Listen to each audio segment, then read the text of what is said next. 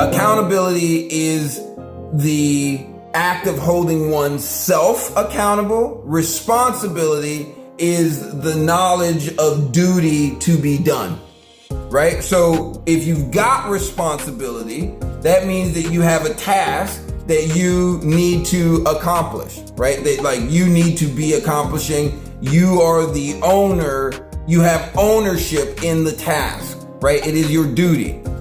But the accountability says this is what you've done with that duty.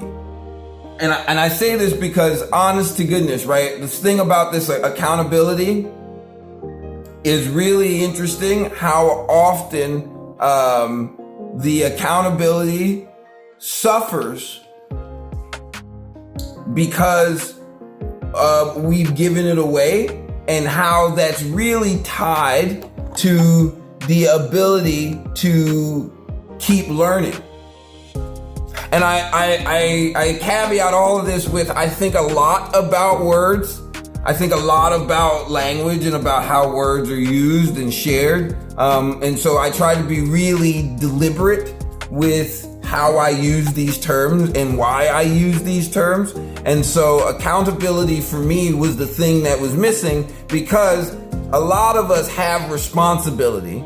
We have to go to our jobs, right? We have to attend to our lives. So we are responsible people, but we have lost our accountability as we've lost the drive to say, hey, here are the reasons why we've made these actions.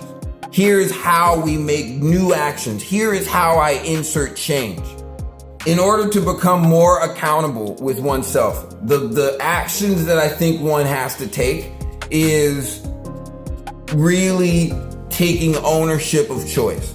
How do you become more accountable? By writing and journaling and really looking at your choices and taking ownership so that you can become more and more deliberate.